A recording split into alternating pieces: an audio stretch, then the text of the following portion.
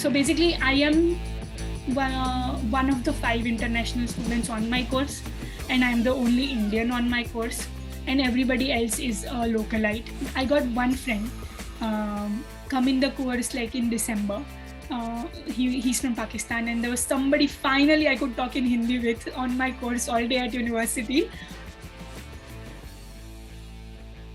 When you landed in UK, the first day when you landed on the airport, what was that like? Did you face any cultural shock right away, or it was something that you realized over a period? What was that first day experience like?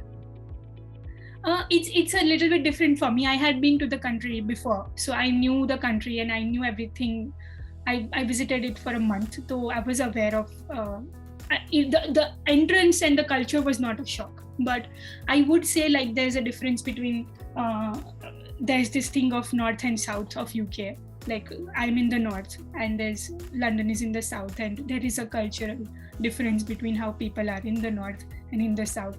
And Instagram does not just give out memes randomly on that. There's when you come to the UK, you see these memes like north versus south rage going on, and yeah, there's a difference in how people are. And yeah, I mean that was the cultural difference. But I was very lucky, like the people on my course, and so basically I am one of the 5 international students on my course, and I'm the only Indian on my course, and everybody else is a localite.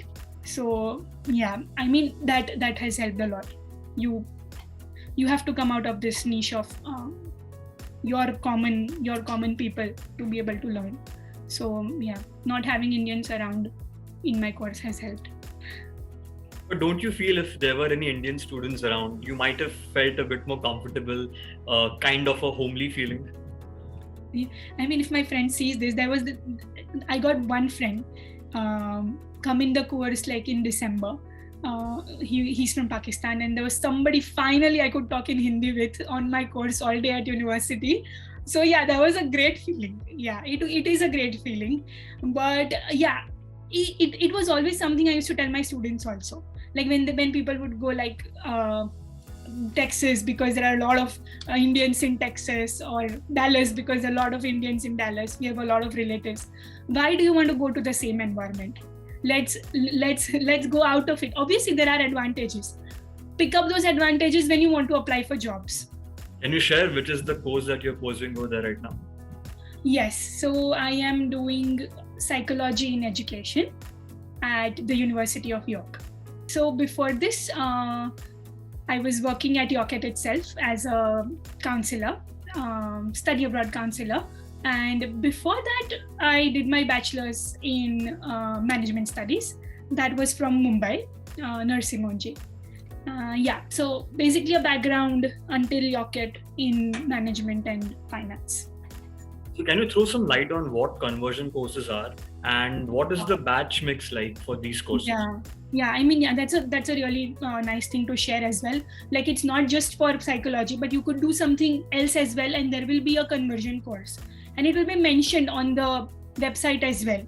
So for example, my class pool is not just diverse on the level of backgrounds, but diverse on the level of age as well.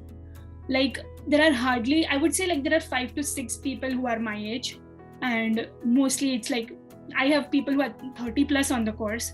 There are people who are just fresh out of undergrads as well, and there are people who are mixed range, 5 to 6 years of experience as well. So this is also important where and the background is also like people from arts, people from somebody's done maths, a degree in just maths, and he's doing educational psychology now. I have people from neuroscience, arts, literature. There's one engineer as well. So yeah, it's quite nice because then you get different insights from a topic. For example, it could be just neuroscience, or it could be just brain, and you get people all across different fields telling you about brain.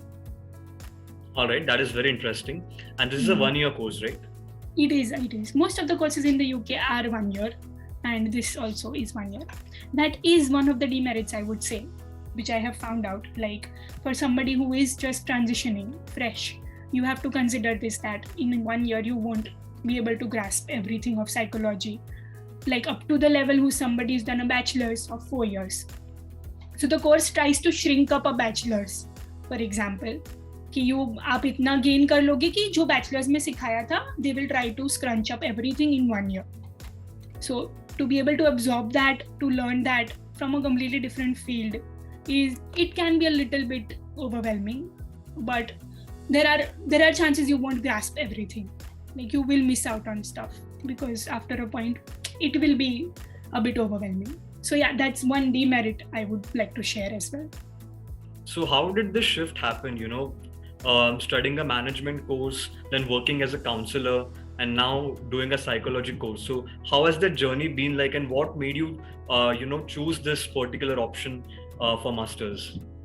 Correct. So basically, when I was doing my undergrad, it was more like I'm interested in finance, I'll do finance, and I selected my major also as finance.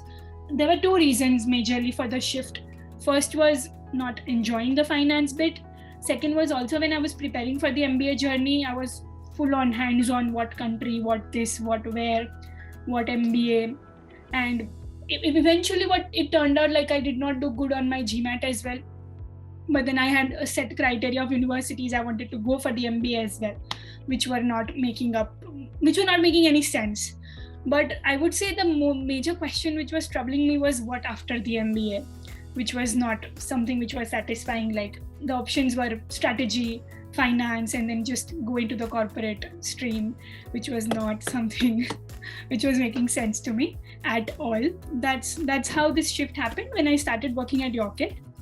I had done a bit of like something around counseling or career counseling or something like that in the past as well, where I was just helping around kids, I would say, who wanted to go to Mumbai from my town, and like Mumbai was the big dream for them. So yeah, something like that, but I just joined it and I was like, yeah, this is making sense for me to do something around it. Upon finding whether I want to do what next and everything, and career counseling and all, I came across psychology as a domain where it has aspects of I would say recently my complete mindset has shifted as to how career counseling could become something as a domain, and how mainstream it is in India, where you're like, you should become an engineer, or the set criterias of the flow of it is quite stringent, whereas it is not over here. And yeah, that is something I'm exploring. So yeah, making me realize that this was the right decision on how the shift has happened from finance to education psychology. Now that you're talking about jobs, is also a topic that I was gonna come to after this question. So talking about jobs, let's first talk about the part-time jobs. How easy or difficult is it for the students to find part-time jobs on the campus or around the campus? That's a good question, and this should be taken into consideration. It also depends on the city you are in. So for me, I am in York, and it's a tourist city. So there are like a lot of opportunities. Every day, if I just go out and change my job every day there would be a part-time opportunity. But you have to look for it. You have to look for it on LinkedIn. So LinkedIn is the god of it. But of course, Indeed, there's something called as Jobs at UK as well. There are job centers in the city where you can just walk in and you can just tell them, even for part-time or full-time jobs, you just give your CV and they'll find jobs for you and they'll tell you. Sometimes it's a paid service, sometimes it's a free service. But yeah, this is something people can do. But it depends on the city. If you're in a city which has not much people or not much, I would say, stores or something like that to work in, then it could be difficult. On-campus jobs are competitive. Even if it's like a normal cafe job, they are competitive because everybody is applying. And so it's competitive in the level that there just number of applications are too much. So anybody beyond 24 years of age, the rate is around 8.66 pounds right now per hour, but most of the jobs pay 9.5 plus, most of the jobs. So that is 9.50 pounds per hour right now. And if you're somebody who's just like around undergrads, 21-year-olds, then the rate is around 7 or 8. pounds per hour. So, are the companies in the UK willing to sponsor you even after the 2 years of your post-study work visa? Do you see that happening very often? What's the condition of companies sponsoring you after the 2 years of your work visa? I will write about this more when I also enter that stage. But talking to my friends who already passed that stage, there were a few people who struggled with it as well. Like, but yeah, you have to be hands-on. You have to be hands-on, and please, like computer science, IT, tech, come on, just come. Like, just it's available, it's there with good amount of money in. People, they need the expertise which the Indian pool has. So yeah, good opportunities for them. I think most of my friends who are doing computer science right now are already placed for their next season when they graduate for September. So yeah, depending on the field, yes. For something niche as me, as like educational psychology, then my options are entering schools, entering educational institutions. I am still working in my part-time as well in schools and nurseries. So yeah, I found out that as well. So it has been quite positive for me until now. But talking to my friends who've already done, yeah, there are people who they took time, even after graduation, 5 to 6 months, but then eventually most of them landed with a job. So the scenario is looking positive right now with this complete disbalance in Brexit and everything. And it is a good time right now until it again saturates and until it again is a full of international students. And yeah, so you see it that way. Can you list 2 pros and cons of student life in the UK?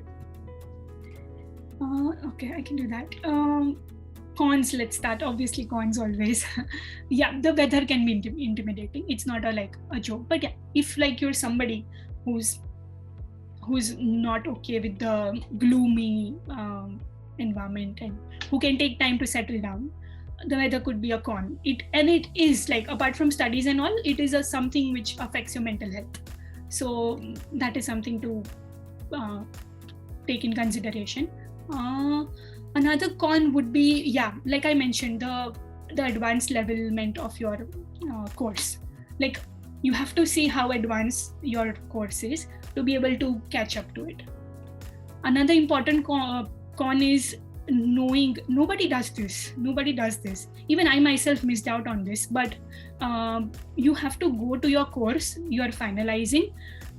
सब कुछ दिया होता है website पे, to the point that how you are going to be assessed. Every single assessment is also mentioned.